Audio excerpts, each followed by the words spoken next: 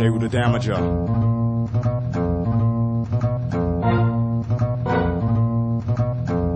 And it goes like this. For all your new jacks.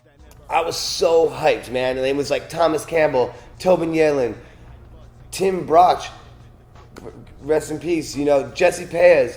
I was just so hyped from the feeling of like these just doing things, documenting it, and seeing all this group of people come together for a common love of skateboarding, you know, and that's all it was. It wasn't like I didn't see it as like, oh, like we have to get these photos for this magazine or anything, you know, and that was really like what really kickstarted it for me as far as going, hey, I might be able to do this. These guys are doing it.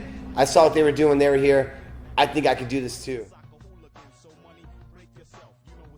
Penny became my best friend instantly. You know, we met each other, and I think what was cool is that he was pushing skateboarding in a direction that I wasn't, and I was pushing it as far as like flipping his board down bigger sets of stairs and more technical stuff, and I was pushing more towards bigger handrails, bigger hubbas, and kind of unconventional skate spots. And so I think the two of us kind of got psyched off each other, you know. Next thing I know, he was hitting, you know, grinding bigger handrails. I started frontside flipping over handrails, you know, like, so I was like, and just as people, I think like he remains, I don't have to see the guy for 10 years and we'll still be best friends, you know what I mean? Like, so he's just, you meet people over the years that you connect with and are inspired by, you know, and I think me and Tom were definitely like a major part of coming together and helping progress skateboarding at the time, you know, for what it was, and Jamie as well too, you know. I think it's all, once you get people that are competitive in a positive way, I think, you know, we weren't like trying to take each other out,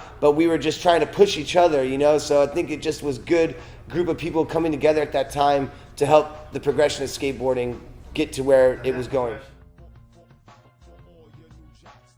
I think he recognized that I had a strong drive and wanted to do stuff nonstop, and I think Jamie's always been good at finding people that he knows are willing to work too. And if you're not, you're going to get cut quick with his camp. You know what I mean? And so like, but at the same time, then, yeah, he wasn't influenced because I watched what he was doing. Because he had about 2 years ahead of me in the game where he came up, and I'd already known a lot about Jamie before I got out there, you know.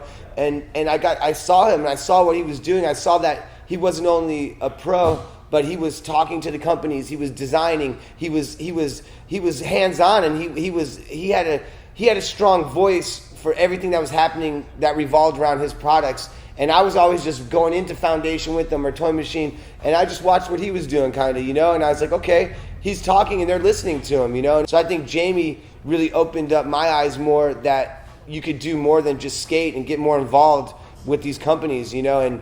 And so I think that was a major influence that Jamie did, and for me, Christian Asoy, Nadas Kappas, Mark Gonzalez, Pat Duffy. Shoot, there's so many. Jeremy Ray was one of them too, man. Markovich at one point too. I mean, there were so many. I'd say Nija now. Just as to add a new one, you know, just to add somebody in there that in my span, I felt like, you know, I think that covers a lot of generations, and there's a million other ones in between, and I'm sure tomorrow I'll be like, oh, I should have said this or that, but I think now Nija too. I mean, just with that video when it came out, I think it just was like, it set the bar again.